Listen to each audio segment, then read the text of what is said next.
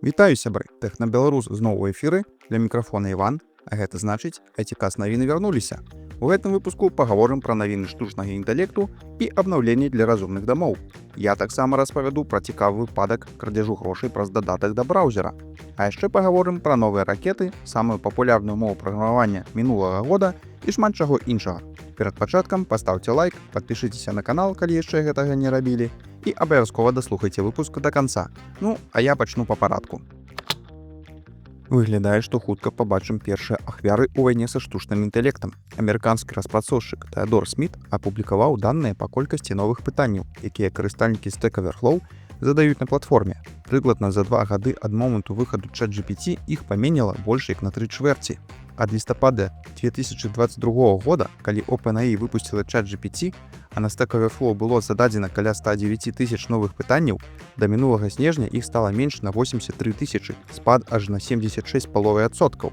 Сміт канстатуе, што некалі папулярная сярод праграмістаў крыніца ведаў састарэла і вымірае. Апошні раз на Stack Overflow задавалі так мала пытанняў у маі 2009 года, праз 10 месяцаў пасля запуску. Паводле прагнозу распрацоўшчыка, сайту засталося жыць менш за год. А гэтая навіна яшчэ з мінулага года, але ўсё адно цікавая. Кампанія OpenAI запусціла гарачую лінію для ChatGPT з рэальным нумарам тэлефона. Першыя 15 хвілін у месяц якой даступны бясплатна. Праўда, пакуль патэлефанаваць чат-боту могуць толькі карыстальнікі з США, а астатнім прапануюць дадаць нумар у праграму WhatsApp і ўзаемадзейнічаць з ChatGPT праз яе. Падчас званка карыстальнікі чуюць голас. Яшчэ раз прывітанне, гэта ChatGPT, памочнік на базе штучнага інтэлекту. Наша размова можа быць правераная на прадмет бяспекі. Чым я магу вам дапамагчы? Карыстальнікі могуць пытацца ў ChatGPT ўсё, што яны звычайна пытаюцца ў чаце, але весці жывую інтэрактыўную размову. Ну крута ж! У той жа час кампанія сутыкаецца з фінансавымі цяжкасцямі праз папулярнасць новай падпіскі ChatGPT Pro коштам $200 на месяц, якая выявілася занадта папулярнай сярод карыстальнікаў. Выдаткі абслугоўвання інфраструктуры занадта вялікія для распрацоўшчыка.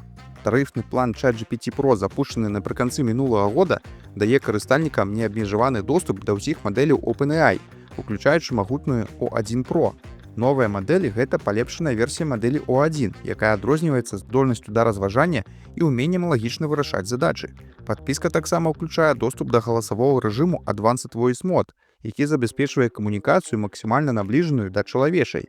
Праз актыўнае выкарыстанне гэтых магчымасцяў OpenAI нясе страты. Паводле слова генеральнага дырэктара Сэма Альтмана, ён асабіста абраў цану на падпіску, спадзяючыся на прыбытак, але вынік выявіўся процілеглым. OpenAI прагназуе страты ў памеры каля $5 мільярдаў, пры выручцы ў 3,7 мільярда за 2024 год. Ну і добрая навіна для праграмістаў. GitHub абвесціў о запуску бясплатнай версіі GitHub Copilot для ўсіх. Copilot Free дае выбар паміж мадэлямі Claude Sonnet ад Anthropic і GPT-4o ад OpenAI. Атрымаць доступ да чату можна наўпрост праз сайт GitHub, ці скарыстаўшыся ўбудаваным плагінам да папулярнага рэдактара кода VS Code. Праз плагін вы можете задаць любое пытанне па бягучаму праекту, папрасіць растлумачыць існуючы код або знайсці памылку. Кожны карыстальнік атрымлівае 2000 дапаўненняў коду і 50 паведамленняў у чаце ў месяц. Прадуктыўнага вам праграмавання! У 2025 годзе цяжка некага здзівіць сервісамі зніжкавых купонаў. Некалі быў сапраўдны бум на іх, потым неяк супакоілася, і тыя, што засталіся, працягваюць працаваць. Давер да іх даволі высокі, грошы ў экасістэме таксама ёсць, бо нехта штосьці заўсёды купляе, а нехта адпаведна прадае. Ну, а на той самы адсотак можна і жыць, як кажуць. І вось, некалі было створана пашырэнне для браўзера пад назвай Honey, што перакладаецца як мёд, якое дапамагае знаходзіць зніжкі і купоны падчас пакупак у інтэрнэце. Зараз гэта ўласнасць кампаніі PayPal, якая набыла праект у 2020 годзе за $4 мільярды. Аднак у працы гэтага пашырэння знайшлося шмат хібаў, а то нават і махлярства, якія выкрыў у сваім відэо ютубер Megaleg. Пашырэнне часта не знаходзіць самыя выгадныя промакоды, як абяцае, а паказвае тыя, якія загадзя адобрылі падлучаныя прадаўцы. Але самае цікавае ў тым, што пашырэнне крадзе грошы нават у тых, хто займаўся прасоўваннем і рэкламай самога пашырэння, то бок у вядомых блогераў і ўплывовых асоб з вялікімі аўдыторыямі. Паводле аўтараў Megaleg, пашырэнне было шырока разрэкламавана, у тым ліку ў амаль 5000 спансаваных Honey відэа на каля 1000 каналах YouTube. Блогеры часта пад сваімі відэа пакідаюць спецыяльныя партнёрскія спасылкі на тавары, і калі купіць нешта па такой спасылцы, то аўтар атрымае пэўны адсотак ад кошту тавара ад прадаўца. Дык вось пашырэнне працуе так, што падчас пераходу па такой спасылцы падмяняе спецыяльны партнёрскі код на свой. Такім чынам, паведамляючы сістэмам прадаўца, што нібыта купля адбылася з дапамогай Хані, а не блогера, і такім чынам уся камісія ідзе Хані, а не аўтару. Выглядае сапраўды як махлярства. YouTube-канал Legal Eagle нават пачаў судзіцца з PayPal за пашырэнне Хані.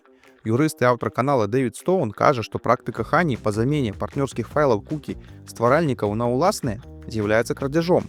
Калектыўны пазоў быў пададзены 29 снежня ў суд паўночнай акругі Каліфорнія, кампаніі Stone's Eagle Team і некалькімі іншымі кампаніямі. Ён абвінавачвае Хані ў наўмыснай замене партнёрскіх спасылак стваральнікаў сваімі ўласнымі, нават калі гэта не прапануе пакутнікам выгады, пазбаўляючы стваральнікаў грошай у працэсе. У скарзе сцвярджаецца, што практыка PayPal парушае каліфарнійскі закон аб несумленнай канкурэнцыі і з'яўляецца ўмяншаннем у справы паміж стваральнікамі і іх дзелавымі партнёрамі. Пазоўнікі імкнуцца прадстаўляць інтарэсы ўсіх, хто ўдзельнічаў у партнёрскай праграме. Іх спасылка была перанакіравана на PayPal у выніку пашырэння браўзера Хані. Статус калектыўнага пазову яшчэ не зацверджаны судом. У пазове прызнаецца, што атрыбуцыя апошняга кліку з'яўляецца стандартнай практыкай, якая прыпісвае апошняму філіялу продаж пры афармленні замовы. Пазоўнікі сцвярджаюць, што Хані выкарыстоўвае гэту стандартную практыку падманным і таемным чынам, завабліваючы карыстальнікаў націскаць бескарысныя ўсплывальныя вокны, якія ўстаўляюцца кодам гэтага пашырэння. Юрысты просяць суд прымусіць PayPal выплаціць стваральнікам шкоду і назаўсёды забараніць ёй мяняць уласную партнёрскую атрыбуцыю пры афармленні заказу. Я буду сачыць за развіццём гэтай тэмы, бо гучыць зусім па-дзікунску. Здаецца, у здаравеннай лётаючай трубы ад SpaceX можа з'явіцца канкурэнт. Кампанія Blue Origin, якой валодае Джеф Безос, рыхтуецца да аднаго з найвялікшых сваіх запускаў. Ракета New Glenn упершыню рушыць у космас. Гэтая ракета вышынёй 320 футаў павінна змяніць баланс сіл у касмічнай індустрыі, дзе дамініруе SpaceX Ілона Маска. New Glenn, якая была анансавана ў 2016 годзе, прызначана для транспарціроўкі грузаў, спадарожнікаў і ў будучыні, магчыма, людзей. Першая ступень ракеты будзе паўторна выкарыстоўвацца пасля вертыкальнай пасадкі на платформу на моры. Гэтая ініцыятыва з'яўляецца часткай спадарожнікавага інтэрнэту Amazon Project Kuiper, што робіць яе супернікам да Starlink ад SpaceX. Грузападымальнасць New Glenn такая ж, як і ў ракеты Falcon Heavy ад SpaceX, але вылучаецца большым грузавым ацекам шырынёй 23 футы. Калі запуск New Glenn будзе паспяховым, гэта можа абвастрыць канкурэнцыю SpaceX, паколькі абедзве кампаніі змагаюцца за прыбытковыя дзяржаўныя кантракты. Запланаваны на панядзельнік запуск пакуль адкладзены па тэхнічных прычынах, але гэта цалкам нармальна для такіх праграм, асабліва што тычыцца першага палёту. Тым больш, што 7-й выпрабавальны палёт карабля Starship ад SpaceX таксама адкладзены. Калі вас цікавіць касмічная тэма, то раю вам падпісацца на канал падкасту праз космас, дзе Тимофей падрабязна раскажа пра абодва гэтыя палёты, калі яны адбудуцца. Як аматар разумных дамоў, я даўно сачу за развіццём адносна новага пратакола камунікацыі паміж прыладамі Matter. І вось гіганты Apple, Google і Samsung вырашылі пачаць прымаць сертыфікацыю Matter для сваіх экасістэм разумнага дома. Зараз, набываючы прыладу для разумнага дома, патрэбна правяраць, з якімі экасістэмамі яна сумяшчальна, шукаючы на каробцы маленькія значкі тыпу «працуе з Apple Home» або «працуе з Google» і гэта далей. Меркавалася, што пратакол Matter дапаможа пазбавіцца ад іх, таму што калі прадукт працуе з Matter, ён павінен працаваць з усімі вялікімі платформамі разумнага дома. Але гэта пакуль яшчэ не адбылося. Аднак атрымаць усе гэтыя значкі для вытворцаў цяпер стане прасцей. Альянс стандартаў падлучэння, які кіруе пратаколам Matter, абвясціў сёння, што Apple, Google і Samsung пагадзіліся прымаць яго вынікі сертыфікацыі і тэставання для сваіх праграм «працуе з». Гэта азначае, што вытворцам прылад не трэба будзе праходзіць асобныя праграмы тэсціравання для кожнай платформы, каб мець значок «працуе з». Замест гэтага, пасля сертыфікацыі нейкай прылады, як прылады Matter, лабараторыя Альянсу праверыць яе для ўдзельнічаных праграм.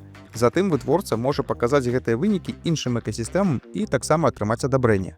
Гэта значна палягчае працу вытворцаў прылад і робіць нас на крок бліжэй да таго, каб кіраваць усімі прыладамі толькі праз адзін пратакол. Да таго ж Google удасканаліла падтрымку Matter у сваёй экасістэме разумнага дома. Хабы Google Home цяпер могуць працаваць лакальна дзякуючы Matter. То бок, калі інтэрнэт адсутнічае, Google Assistant павінен мець магчымасць уключаць святло. Гэта азначае, што калі карыстальнік, у якога ёсць канцэнтратар для прылады Google Home, праглядае або кіруе сваімі прыладамі Matter, гэта ўсё адбываецца дома, ён можа рабіць гэта з больш высокай надзейнасцю, канфідэнцыйнасцю і меншай затрымкай, паведаміў Джиммі Чан, менеджер па прадуктах для Google Home. Нарэшце, Google адкрывае сваё Home API для ўсіх распрацоўшчыкаў. Гэта дазваляе распрацоўшчыкам інтэграваць прылады Google Home і сродкі аўтаматызацыі ў свае ўласныя праграмы, дазваляючы ўсім засяродзіць свае рэсурсы на стварэнні прылад, а не на інтэграцыі. Нарэшце зрабілі так, як Apple у сваім Apple Home. Я ўжо расказваў пра брытанца, які збіраўся судзіцца з уладамі за права раскапаць сметнік, каб знайсці некалі выкінуты дыск з вялікай колькасцю біткоінаў на ім.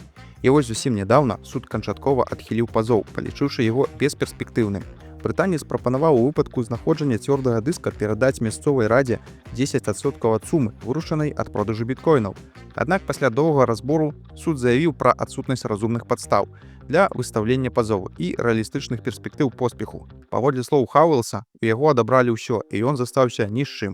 Крыўдна, але што рабіць?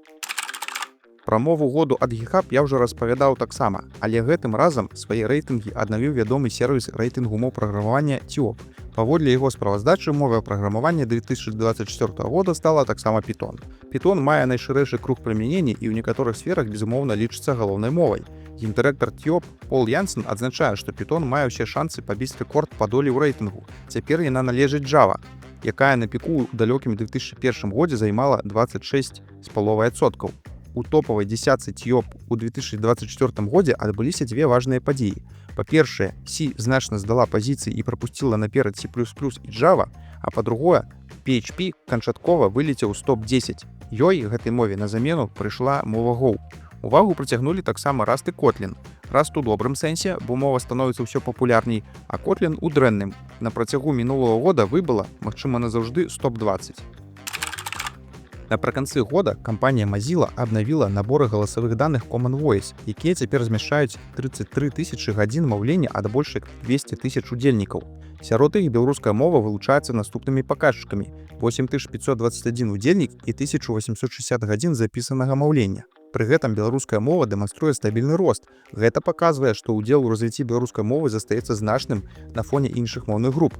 Напрыклад, для рускай мовы зафіксавана толькі 3365 удзельнікаў і 281 гадзіна маўлення, а для украінскай 1120 удзельнікаў і 114 гадзін.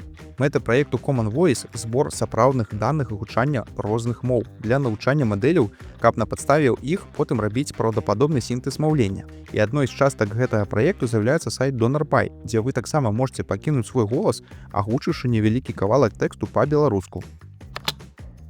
Навіны скончыліся, але гэта яшчэ не канец. Хачу выбачыцца за даволі доўгі перапынак паміж выпускамі. Канец прошлага года выдаўся даволі напружаным на працы за падрыхтоўкі рэлізу нашай новай праграмы. Да таго ж святы, кароткія працоўныя тыдні за іх, канікулы, нечаканыя хваробы ў дзяцей, усе гэтыя абставіны разам занялі ўвесь вольны час. І якасна зрабіць выпускі падкасту проста не было магчымасці. Зараз працоўны рытм аднавіўся, таму і выпускі я буду старацца рабіць рэгулярна, а падтрымаць наступныя можна, як і заўсёды, праз Patreon. Гэты ж выпуск яшчэ адметны тым, што я зрабіў яго ў DaVinci Resolve. Раней я рабіў выпускі праз CapCut, даволі вядомую і простую праграму для монтажу. Але важныя для мяне функцыі ў ёй платныя, да таго ж не вельмі якасныя, таму я вырашыў пашыраць свае ўменні з больш магутнай і прафесійнай праграмай. Калі заўважылі розніцу ў якасці, напішыце, калі ласка, ў каментарыях. Дзякуй, што даслухалі да канца. Дасылайце гэты падкаст сябрам і давайце пашыраць беларускую мову разам. Не развітваемся і да новых сустрэч!